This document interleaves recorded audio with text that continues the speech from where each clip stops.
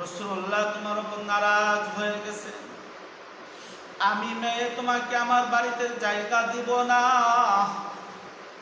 যাও, সাহাবায়ে কিরামের খুশি করতে হবে, রাসূলুল্লাহকে খুশি করতে হবে। খুশি করে মন হৃদয় খুশি করার পরে এরপরে আমার বাড়িতে আসবা, এরপরে আমি তোমাকে আব্বা বলে ডাক দিব। আব্দুল আজিজ বলে, আল্লাহ, কেউ আমাকে জায়গা দেয় না, কেউ আমাকে জায়গা দেয় না রে মালিক।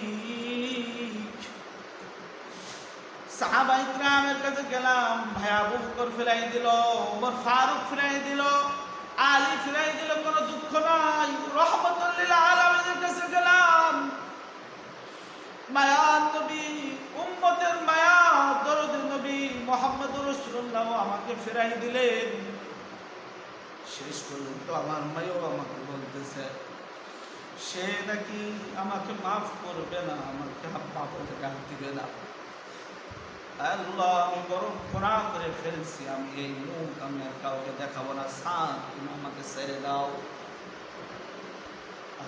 সালাবা রাদিয়াল্লাহু তাআলা আনহুকে ছেড়ে দিলেন। তিনি মদিনা শহর থেকে আবার চলে গেলেন পাহাড়ের উপরে।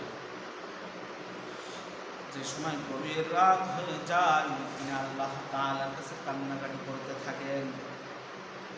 এদিক থেকে জিবরিল আমিন চলে আসলেন। কিছুদিন পরে আল্লাহ তাআলা পাঠিয়ে দিলেন, যাও আমার নবীর কাছে যে জিজ্ঞাসা করবা মাখলুক সৃষ্টি করছেন কে, মাফ করেনওয়ালা কে।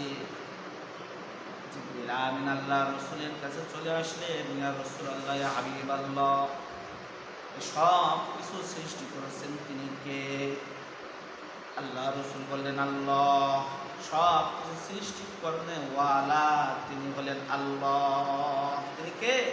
আল্লাহ। গুনাহ করার পরে বান্দা বান্দিকে ক্ষমা করনে ওয়ালা তিনি কে?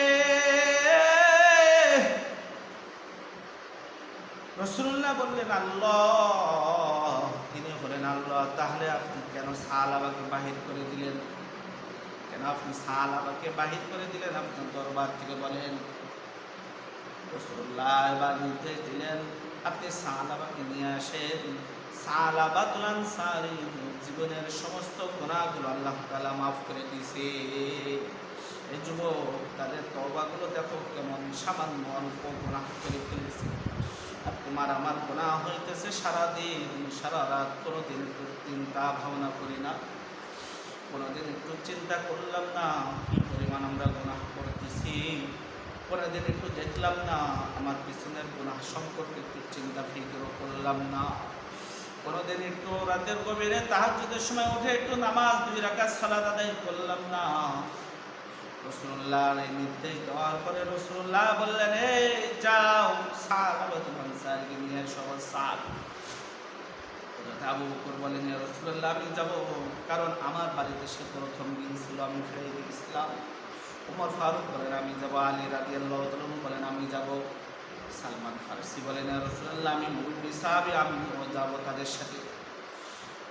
হযরত আবু বকর, ওমর, আলী এবং সালমান ফারসি রাদিয়াল্লাহু তাআলা আনহু এই চারজন সাহাবী চলে গেলেন, খোঁজ খবর নিচ্ছেন।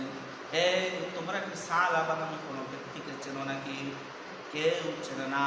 পাহাড়ের পাশে চলে গেলেন, এই তোমরা কি সাহাবা নামে কাউকে দেখছো নাকি? কয়, না, আমরা তো সাহাবা নামে কাউকে চিনি না। তবে কিছুদিন আগে দেখলাম পাহাড়ে একজন মানুষ আসছে, আমরা তাকে দুধ পান করাইতে যাই। সে দুধ পান করতে যেও দেখি সে কান্না করে, খাওয়ার পরও দেখি কান্না করে, খাওয়ার আগেও দেখি কান্না করে। তার কাছে যে সময় দুধের পেয়ালাটা রাখি, তখন চোখ বেয়ে বেয়ে মন এত পরিমাণ পানি পড়ে যে দুধের ভিতরে আরো অনেকগুলো দুধ হয়ে যায়। এত পরিমাণ কান্না করে। যে সময় গভীর রজনী হয়ে যায়, মদিনায় যে সময় সকলে ঘুমায় পড়ে, সে সময় পাহাড়ের চড়ার উপরে উঠে কে যেন ডাক দেয়, আল্লাহ বলে ডাক দিতে থাকেন। কে যেন পাহাড়ের চড়ার উপরে উঠে উঠে বলেন আল্লাহ, মদিনার সবাই ঘুমায় আছে, মদিনার সবাই ঘুমায়, সন্তান মায়ের কোলে ঘুমায়, স্বামী স্ত্রী, স্ত্রী স্বামীর বুকে ঘুমায়, স্বামী স্ত্রী একসাথে ঘুমাইতেছে, সন্তান মায়ের কোলে, ছেলের বাবার কোলে ঘুমাইতেছে, মদিনার পাখিগুলো ঘুমাইতেছে, গাছগুলা নিঝুম হয়ে গেছে, মদিনার সব কিছু ঘুমাই গেছে। আল্লাহ, আমি সালাবা ঘুমাই নাই, আল্লাহ আমি সালাবা ঘুমাই নাই, আমাকে তুমি মাফ করে দাও। এইভাবে আল্লাহ তাআলার কাছে কান্নাকাটি করেন, আয় আল্লাহ আমি বড় জালেম, আমি রাসূলুল্লাহ দরবারে গেছি, রাসূলুল্লাহ আমাকে বাড়িতে ফিরাই দিয়েছেন, রাসূলুল্লাহ দরবার থেকে আমাকে ফেরত দিয়ে দিয়েছেন, ইয়া আল্লাহ আপনি আমাকে মাফ করে দেন। এভাবে কান্নাকাটি করতে থাকেন সিজদায় পড়ে পড়ে।